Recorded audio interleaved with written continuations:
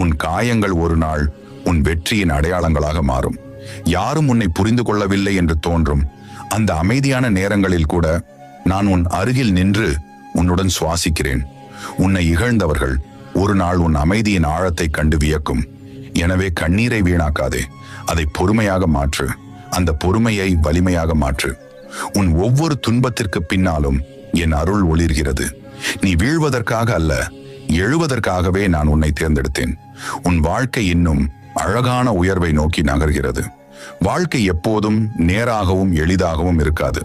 சில சமயம் துன்பங்கள், சோதனைகள், இழப்புகள், தோல்விகள் வந்துவிடும். ஆனால் அதற்காக வாழ்க்கை நின்று விடாது. ஒரு மரம் வாடிவிட்டால் அது முற்றிலும் அழிந்து விடாது. அதன் வேரில் இருந்து புதிய கிளைகள் முளைப்பது போல உன் வாழ்விலும் புதிதாய் தொடங்கும் வாய்ப்பு எப்போதும் இருக்கும். ஒவ்வொரு கஷ்டமும் உன்னை வலிமையாக்க, ஒவ்வொரு தோல்வியும் உன்னை அறிவுடன் நடத்த கற்றுத்தரும்.